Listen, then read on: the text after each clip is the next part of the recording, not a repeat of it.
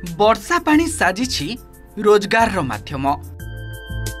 जल संचय सह भल पैसा कमाउछंती युवक।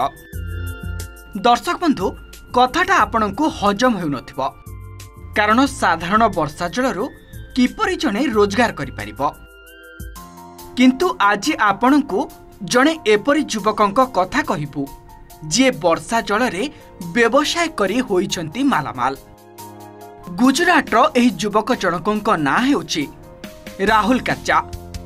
से केवल वर्षा जल संचय करुनाहांती, बरं एथिरु रोजगार मध्य करुछंती। 2021 मसियारे तांकर एपरि आश्चर्यकर धारणा आसीथिला। आउ आज से वर्षा जल संरक्षण फिल्टर एवं बोतल रे पैकिंग करी 150 जनक निकटरे पहुंचाउछंती एवं एथिरु भल 2 पैसा रोजगार करुछंती।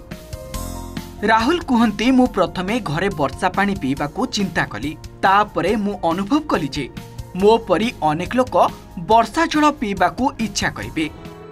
तेणु मु एही पानी संग्रह करी एक व्यवसाय आरंभ करिबा पई स्थिर करिथिली। किंतु एथिपाई राहुल को आर्थिक अवस्था भल नथिला, तेणु किछि लोकंक सहायतारे एही प्रोजेक्ट आरंभ करिथिले। आज राहुल को पाखरे गोटिए 2 लाख लिटर एवं गोटिए 1 लाख लिटर रो स्टोरेज टैंकर रहिछि, जहाको निर्माण पाई से 35 लाख टंका खर्च करिसंती। निजर व्यवसाय को व्यापक करिबा पाई से वर्षा जल विषय रे सचेतनता आरंभ करिथिले।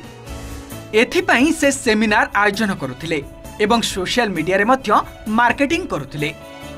एबे राहुल सूरत रो प्राय 150 घर को वर्षा जल वितरण करुछंती। केवल एतिकी नुहे, से लोक माननकु वर्षा जल अमल व्यवस्था करिबारे मध्य सहाय्य करुछंती। एबे ग्रीष्म दिन रे बहुल मात्रा रे जल संकट देखिबाकू मिलुछि। पानी टिकिए पई डहळ विकळ हेउछंती लोके। तेबे राहुल को एभली पदक्षेप जल संकट ह्रास करि पारिबो बोली आशा करा जाउछि। Bureau report, OTV.